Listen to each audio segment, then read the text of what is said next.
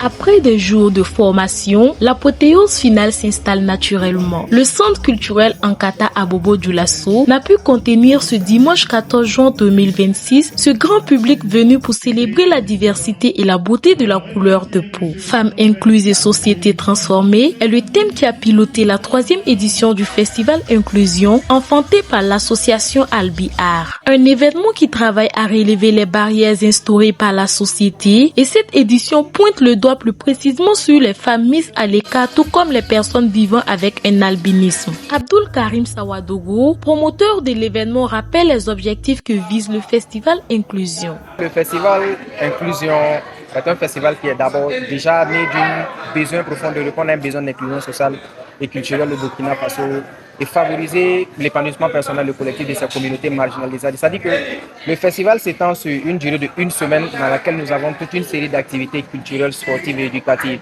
en passant par la danse, la musique, le théâtre, langue de signes, les partages de repas communautaires auprès des personnes marginalisées et les personnes atteintes de déficience mentale. Le message qu'on veut faire passer, c'est pour vraiment montrer que l'albinisme, l'handicap n'annule pas le talent. Des défilés en tenue traditionnelle, des prestations d'artistes, une pièce de théâtre et plein d'autres passages ont rythmé cette soirée réunissant acteurs culturels, promoteurs culturels, artistes et toute personne défendant la cause de ces personnes marginalisées. Permettre aux personnes vivant avec un albinisme de s'exprimer, de démentir ces préjugés autour de leur personne et de montrer aux yeux du monde que ces derniers sont capables de merveilles tout comme les autres est l'esprit qui anime cette initiative. On voulait montrer la place de la femme dans la société parce qu'on sait que il y a longtemps, les femmes sont mises à l'écart aussi, comme les personnes atteintes d'handicap.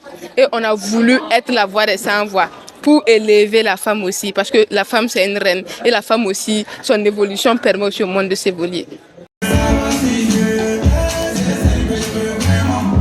Au-delà d'une soirée solennelle, cette édition vient une fois de plus prouver que chaque humain est libre, que chacun a droit à la parole et que la couleur de peau ne doit pas être considérée comme une différence ou un frein à l'exposition des compétences ou talents, mais plutôt comme une richesse sociale. Inclure les femmes et personnes vivant avec un albinisme dans l'art en particulier et la société en général, c'est apporter une cerise sur le gâteau du développement.